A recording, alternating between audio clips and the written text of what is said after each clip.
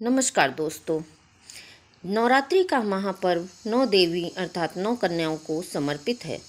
कन्या पूजन करने से हमारी समस्त पीड़ा दूर होती है, दुख दर्द दूर हो जाते हैं, हर कष्ट दूर होते हैं, गृह क्लेश हमारे जीवन से हमेशा के लिए दूर हो जाते हैं। यहाँ तक कि पितृदोष, राहु दोष, मंगल दोष, सर्प दोष, मात्र कन्या पूजन से शनि से पीड़ित व्यक्ति को राहत मिलती है और घर में खुशियाँ आती हैं और अकाल मृत्यु घर में कभी नहीं होती। और माता रानी के का समापन 23 अक्टूबर दिन सोमवार को होगा। ऐसे में 24 अक्टूबर दिन मंगलवार को ही दुर्गा विसर्जन होगा। जो लोग माता रानी की स्थापना करते हैं वह लोग 24 अक्टूबर दिन मंगलवार को विसर्जन करेंगे। नवरात्रि की अष्टमी और नवमी तिथि पर कन्या पूजन का विधान है। इस बार महाअष्टमी तिथि 22 अक्टूबर यानी कि इस दिन रविवार है। 23 अक्टूबर दिन सोमवार को है। ऐसे में आप अष्टमी और नवमी को इन दिनों तिथियों में कन्या पूजन अवश्य करें। कन्याओं को भोजन अवश्य खिलाएं। शास्त्रों में 9 दिनों के नवरात्रि को बहुत ही शुभ और मंगलकारी माना गया है और वहीं 8 दिनों के नवरात्रि को अच्छा नहीं माना जाता। ऐसे में 10 दिन के नवरात्रि बहुत ही शुभ माने जा गए हैं। शास्त्रों के अनुसार नवरात्रि के दिनों में कन्या पूजन करने से माँ अभय वरदान प्रदान करती है। कुंडली में जो कष्ट होते हैं उन्हें ठीक कर देती है। श्रीधर की तरह ही सच्चे व्यक्ति के सभी कष्टों को निवारण माँ शीघ्र ही करती है। माँ की उपासना से विनम्रता का विकास होता है। सभी कष्ट, दरिद्रता, दुख, कष्ट नष्ट हो जाते हैं। नवरात्रि में माता रानी का व्रत और पूजन किया जाता है, लेकिन नवरात्रि के दौरान सबसे ज़्यादा महत्व होता है कन्या पूजन का। दोस्तों, कन्या रानी जो होती हैं वो फूल की पंखुड़ियों की तरह नाजुक होती हैं। कन्या पूजन सर्वोपरि है, श्रेष्ठ है। कन्या के रूप में स्वयं माँ जगदम्बा, माता वैष्णो देवी, 9 देवियों अर्थात समस्त ब्रह्मांड इनके शरीर के कण कण में वास करती हैं। बहुत कम लोग जानते हैं कि 33 कोटि देवी देवताओं का वास होता है। कन्याओं के मस्तक पर कन्या चाहे छोटी हो चाहे बड़ी हो, वह सदैव पूजनीय है, माँ के समान मानी जाती हैं। माना जाता है कि व्रत और उपासना से माता रानी इससे इतना प्रसन्न नहीं होती जितना कि कन्या पूजन से होती हैं। नवरात्रि में छोटी छोटी कन्याओं की माता रानी का स्वरूप माना जाता है। कन्याओं का भोग लगाया जाता है और उन्हें प्रसन्न किया जाता है और बदले में आशीर्वाद मांगा जाता है। कन्याओं को प्रसन्न करने के लिए गिफ्ट आदि उपहार सब दिए जाते हैं। माता रानी अर्थात माता वैष्णो देवी की यह भेंट स्वीकार कर ली है। जिन पर कन्याएं प्रसन्न होती हैं तो समझो उन्हें माता रानी का आशीर्वाद मिल गया है और माता रानी की कृपा से उन्हें मुँह मांगा वरदान प्राप्त होता है। कन्या पूजन कोई मामूली पूजन नहीं होता। समस्त ब्रह्मांड में जो पूजा होती है उनसे बढ़कर कन्या पूजन को माना गया है। 10 बार गंगा स्नान करने से और 100 बार यज्ञ करने से तथा 1000 बार यात्रा करने से जो पुण्य मिलता है वह मात्र एक बार कन्या पूजन करने से करोड़ों गुना भक्त को मिल जाता है। और इसलिए कहा जाता है कि कन्याओं को सताना नहीं चाहिए, इससे समस्त ब्रह्मांड भी हिल जाता है। कन्याओं की इतनी सेवा करो कि उन्हें मामूली न समझकर माता रानी का स्वरूप समझो। नवरात्रि में 2 साल से लेकर 10 साल तक की कन्या का पूजन होता है। अष्टमी और नवमी को कन्याओं के पैर धोकर भोजन कराना, उपहार आदि देना श्रेष्ठ माना जाता है। दुर्लभ माना जाता है। ऐसा मौका कभी हाथों से नहीं जाने देना चाहिए। इस दिन जितना ज़्यादा हो सके कन्याओं को हाथ पकड़कर अपने घर में लेकर आएं और घर लाकर उनके पैरों को धोना चाहिए। खासकर मर्दों को कन्याओं के पैर अवश्य धुलने चाहिए। इससे मैया वैष्णो प्रसन्न होती हैं। और उसके बाद कन्याओं को किसी साफ जगह पर जमीन पर कपड़ा बिछाकर बैठाना चाहिए। उनके माथे पर अक्षत, फूल और कुमकुम लगाना चाहिए। फिर उसके बाद भोजन ग्रहण करवाना चाहिए। लेकिन हमेशा याद रहे, कन्याओं की थाली में 3 पूरियाँ कभी न रखें, इसे शुभ नहीं माना जाता। 3 पूरियाँ तथा 3 रोटियां मरने वाले व्यक्ति के लिए दी जाती है। ऐसे में कन्याओं को उनकी थाली में 3 पूरी कभी न दें, लेकिन 1-2 करके पूरियां दे सकते हैं। इससे 3 संख्या में बढ़ जाती है और दोष भी नहीं लगता। कन्याओं को खाना खिलाने के बाद अंतिम में कन्याओं को के सर पर लाल चुन्नी से उड़ाना चाहिए और भोजन में आपको खीर, पूड़ी, हलवा, चना तथा आलू की सब्जी, छोले वगैरह की सब्जी खिलानी चाहिए। वैसे माता रानी का प्रिय भोजन खीर, हलवा, पूरी और छोले है, लेकिन भूल से भी बाहर की चीज़ें ना खिलाएं और लहसुन प्याज का इस्तेमाल कभी ना करें, अन्यथा अनर्थ हो जाएगा। कई लोग कन्याओं को कुरकुरे और चिप्स का पैकेट दे देते हैं। ये नहीं देना चाहिए क्योंकि इसमें लहसुन प्याज का इस्तेमाल होता है और जिसके कारण आपका व्रत खंडित हो सकता है। माँ दुर्गा क्रोधित हो सकती है।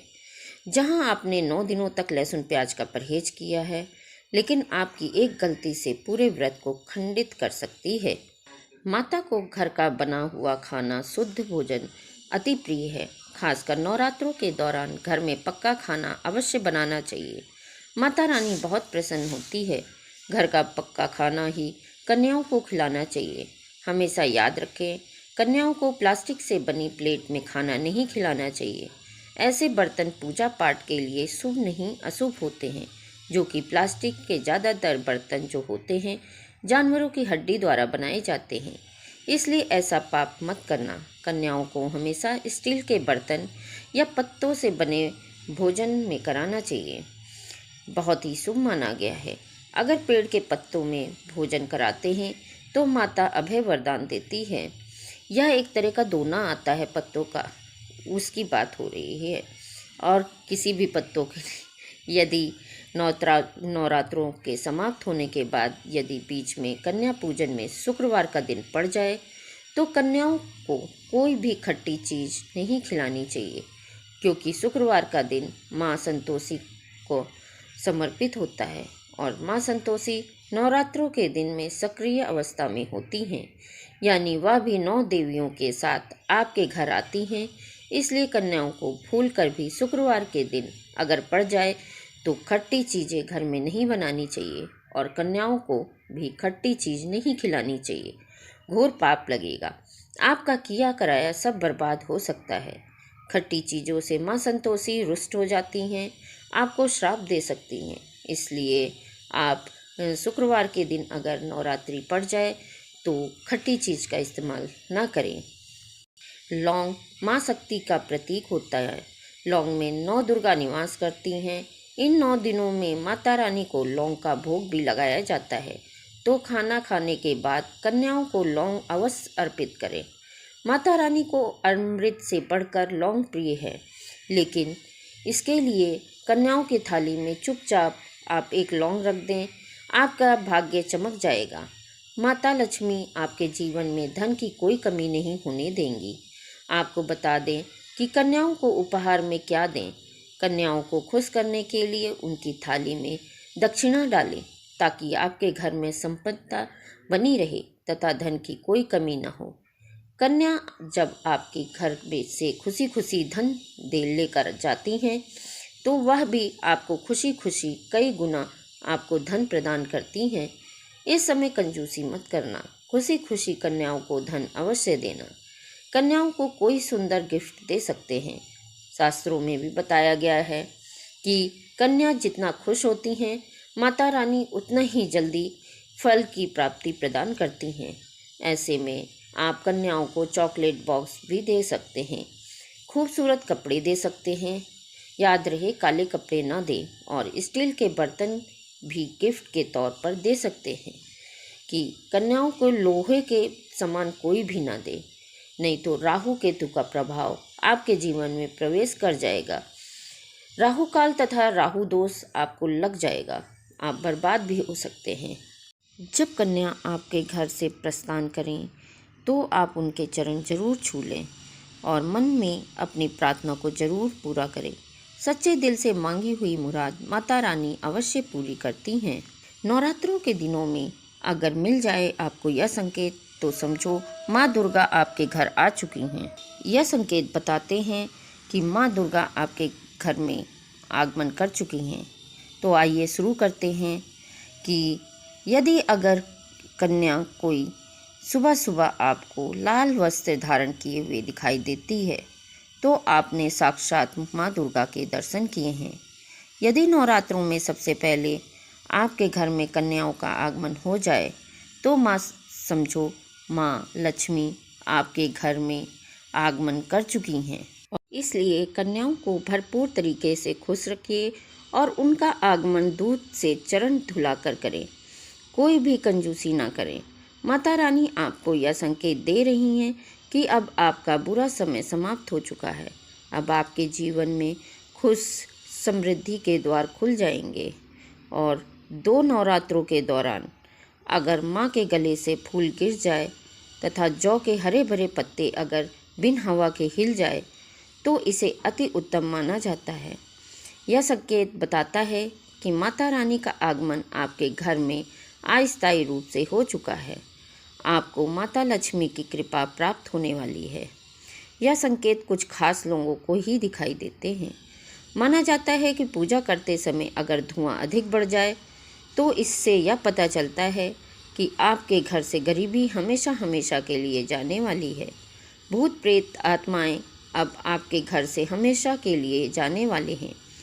पूजा करते समय धुएं का अधिक होना बहुत ही शुभ और मंगलकारी माना गया है। यह संकेत भविष्य में अच्छे परिणाम को दर्शाते हैं। नवरात्र के पावन अवसर पर अगर माता के दर्शन सपने में हो जाएं या फिर उनके सवारी शेर के दर्शन हो जाएं तो समझ लेना माँ दुर्गा आपसे प्रसन्न है। यह संकेत बताते हैं कि जल्द ही आपकी कोई मनोकामना अवश्य पूर्ण होने वाली है। या फिर आपको सपने में कन्याएं दिख जाएं तो यह भी शुभ माना जाता है। अगर आप कलश स्थापना करते हैं तो जौ से निकली हरियाली बहुत ही शुभ मानी जाती है। कहा जाता है कि जौ से निकली हरियाली हमारे भविष्य में होने वाले अच्छे और बुरे होने का संकेत देती है। यह सभी बातें हमारे आने वाले साल का भविष्य बताती हैं। यदि आपने जौ बोई हैं और वह किसी कारणवश नहीं उग पाए हैं तो यह संकेत बड़ा ही बेकार बताया गया है। कहा जाता है कि नवरात्र में जौ अगर सूख जाते हैं या बढ़ते नहीं तो समझ लेना कि आपका यह साल खराब होने वाला है या फिर कोई परेशानी आने वाली है या फिर धन हानि का संकेत माना गया है, क्योंकि आपने कोई ना कोई गलती ऐसी कर दी होगी जिसके कारण माता रानी नाराज हो गई। इसलिए माता से आप क्षमा अवश्य मांग लें। माँ अपने भक्तों को अवश्य माफ़ करती है। एक माँ ही होती है जो अपने भक्तों को माफ़ कर सकती है। इसलिए अपनी गलती की माफ़ी अवश्य मांग लें। मैया अपने भक्तों को कभी निराश नहीं करती, बल्कि उन्हें धन्य धान्य से और खुशियों से परिपूर्ण बना देती है। और जो हरे भरे हो जाते हैं तो यह संकेत है कि इससे आने वाले समय में आपको बहुत ज़्यादा ही धन लाभ होगा। और यदि सिक्का या चांदी का कोई भी सिक्का जौ के बीचों बीच में अगर मिट्टी में दबा दिया जाए तो घर में सुख समृद्धि आती है। माता लक्ष्मी दौड़ी दौड़ी चली आती हैं। जौ के अंदर हमेशा 1 रुपये का सिक्का अवश्य डालें। जौ हम आपको खाली नहीं रखना चाहिए, उसमें धन वगैरह कुछ भी सिक्का का डाल देना चाहिए। इससे माता का आशीर्वाद सदैव परिवार पर बना रहता है और जीवन में कोई भी संकट नहीं आता। खाली जौ मतलब धन भी खाली, खुशियाँ भी खाली ही मिलेगी। यदि नवरात्रि में आपका मन प्रसन्न होने लगा, पूजा पाठ में आपका मन लगने लगा, पूजा करते समय मन का शांत होना यह दर्शाता है कि आपको बहुत जल्द माँ की कृपा प्राप्त होने वाली है। माता रानी आपकी भक्ति से बहुत खुश है। आपकी भक्ति माता रानी को आनंद दे रही है। ऐसे व्यक्ति को समझ जाना चाहिए कि उसके जीवन में अच्छा समय आने वाला है। और यदि आपके नींद नवरात्रों के दौरान सुबह 4 बजे से के आसपास खुलती है और इसे बड़ा ही शुभ संकेत माना जाता है, क्योंकि यह समय ब्रह्म मुहूर्त कहलाता है। इस समय देवी शक्ति अपने सच्चे भक्तों को जगाती हैं। इस समय उठाना मतलब माता की कृपा प्राप्त करने के बराबर माना गया है। यह संकेत बताते हैं माता की सच्ची भक्ति का प्रभाव आपके ऊपर हो चुका है और माता रानी आपको जल्द ही कोई खुशखबरी देने वाली हैं।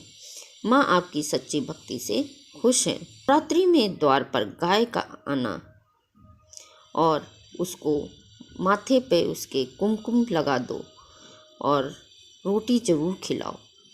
माता दुर्गा इससे प्रसन्न होती हैं और आपकी झोली खुशियों से भर देती हैं। द्वार पर गाय का बार बार आना भी जीवन में अच्छे आने के संकेत हैं और यदि ब्रह्म मुहूर्त के समय आसपास घंटियां की आवाज़ सुनाई दे या फिर शंख की आवाज़ सुनाई दे तो इससे भी आपको ये समझ जाना चाहिए कि यह शुभ संकेत है, माता हमसे खुश हैं। आपके जीवन में सभी नकारात्मकता का नाश होने वाला है तथा माता लक्ष्मी की कृपा आपको प्राप्त होने वाली है। मधुमक्खी का घर में आना यह शुभ संकेत है क्योंकि माँ दुर्गा को उनका स्वरूप कहा गया है।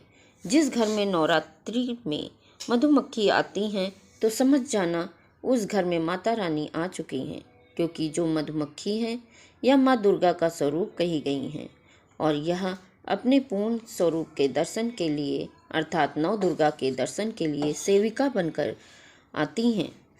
तो समझ जाना आपके घर में माँ दुर्गा आ चुकी हैं।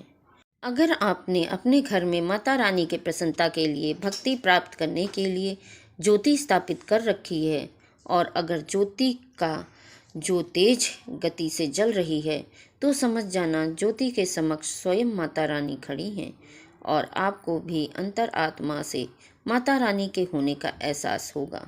तो इन संकेतों से भी हमें पता कर सकते हैं कि माता रानी आपके घर में आ चुकी हैं।